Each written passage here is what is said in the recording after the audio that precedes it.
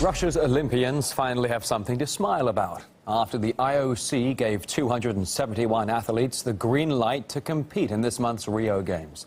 But some of the IOC's criteria for Russian athletes is, quote, unenforceable as it fails to respect the right of justice. Now that's according to the International Court of Arbitration for Sport that's dismissed the IOC's blanket ban of Russian athletes previously accused of doping.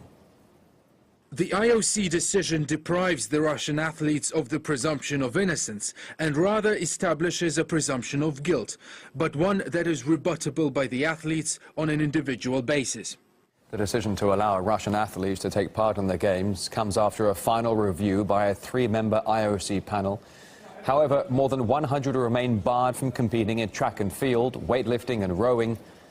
RT's Ilya Petrenko filed this report from Rio. It's a moment of true joy and success for the clean athletes who at some point were almost stripped of their right for presumption of innocence. The World Anti-Doping Agency really turned this into a nightmare for the entire team. The July report came out and WADA was quick to call on the International Olympic Committee to ban every single Russian Olympic athlete. Then it was followed by similar calls from the European media, some of them really ganged up on Russia.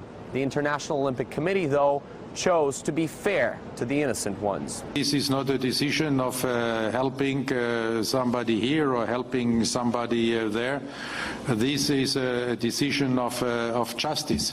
You know, there is a saying, justice has to be blind. It's a decision of the IOC, which is widely supported. Anyway, the good news for Team Russia now is that after leaving almost a third of its members behind, despite all this psychological misery, they are moving on to compete for these Olympic medals. And the only thing that can stop them now is their actual sport rivals. But the paradox is that among them, there will be people from other countries who have been implicated in doping. And that's what I asked people about when I was walking around Rio. Right now I'm on the famous Copacabana beach in Rio, and here I've got with me two photos of the stars in track and field. This is Russian superstar pole vaulter Yelena Isinbayeva, two-times Olympic champion who never tested positive in doping. And this is Tyson Gay from the US. His silver Olympic medal from London was taken away from him after he was caught for doping. Well, Tyson Gay is going to take part in the Olympics this time, and Yelena Isinbayeva is banned. So, going to Rio, not going to Rio. By any chance know who these people are? Tyson Gay, Isinbayeva. Fantastic. Oh, that's Gay, yeah. And she looks familiar. You know who's taking part in this year's Olympics and who's not? She's not taking part because she's from Russia. He is. He's not participating. What about her? She's been banned, yeah. You think Why was she banned? Why was she banned? Well, she was banned because it was kind of like collective punishment for the whole Russian track and field team after the doping scandal. All of them got banned. You must have heard about it. Wow. What do you think about it? That's not right. That's not right. They're just generalizing. Yeah. The Russians, so it's not fair that they don't take it separately. Doping is doping. Well, she never tested positive for doping. That's Yes, but it's the problem of the country. She said. So I think that one for all for one. That if the government does allow it, then they need to take the blame for it. What do you guys think? Does that sound right to you? Not really. No, it doesn't. So, politics aside, most people I've spoken to here say that this Rio lineup should have been changed to this.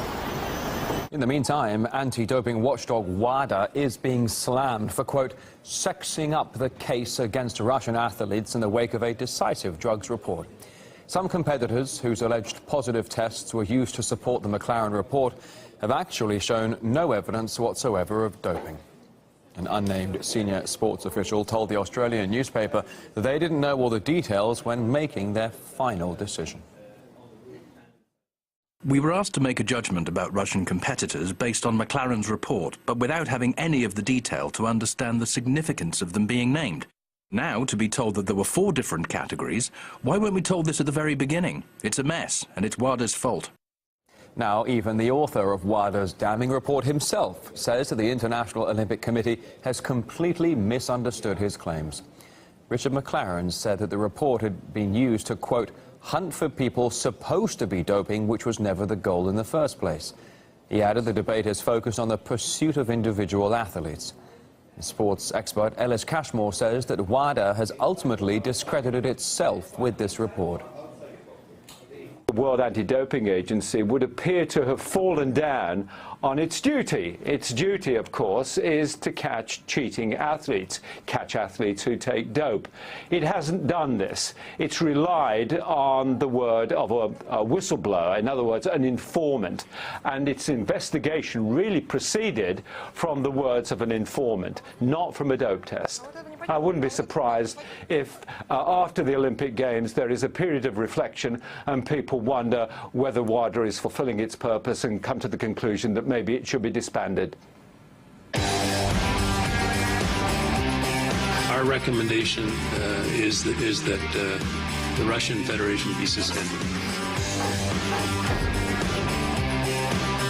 Russian athletes could not credibly return to international competition.